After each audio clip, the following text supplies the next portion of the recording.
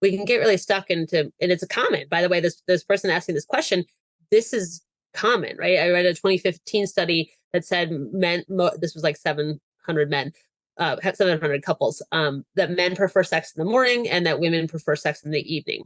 And that's that, but you might be out there listening, be like, wait, I'm exactly opposite. I'm a man and I always want to have sex at night, right? So it's the individual like preference, but absolutely to the listener's question about communicating about it, like, so just to like understand a little bit about it, like we have higher testosterone and higher estrogen in the morning, typically. So that might be one reason why your partner, male or female, prefer sex in the morning. Okay, and then another important cycle for women is our menstrual cycle, if you are still menstruating, because you're actually going to less about the time of day and more about the time of your cycle, the time of your month, right? So the first half of your cycle, you're going to be more frisky, wanting to have sex more than the second half, right? Another thing is we tend to have more energy in the morning, right? We just hopefully got decent sleep. We haven't had a stressful day. We haven't had our boss yelling at us or the kids yelling at, whatever it might be. Yeah. So we tend to have more energy. And one of the things that can work against morning sex is that is body image, right? Like, oh, my hair is a mess. I've got morning breath. Yeah. Like, oh shit, I forgot to brush my teeth last night, right?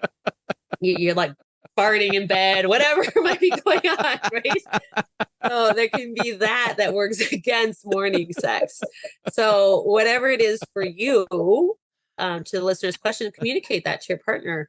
Share with them. Like, you can literally be like, I mean, I've had people be like, I don't want to have sex in the morning. I'm so nervous about morning breath.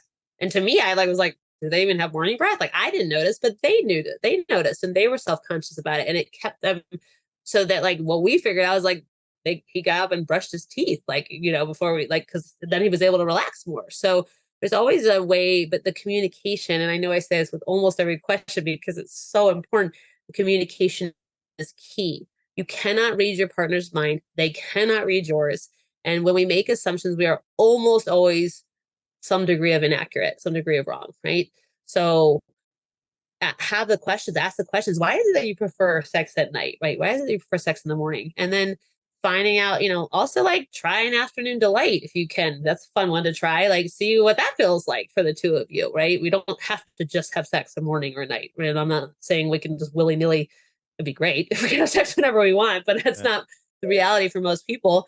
But maybe on a weekend it is, or maybe while the kids are napping, if you have young kids, like, so changing up the time of day. But I think really the communication on that one is key. And then also understand that we have different cycles that our body responds to. Yeah, 100%. I think this listener, I think the main thing, like you said, is just talk about it and do both.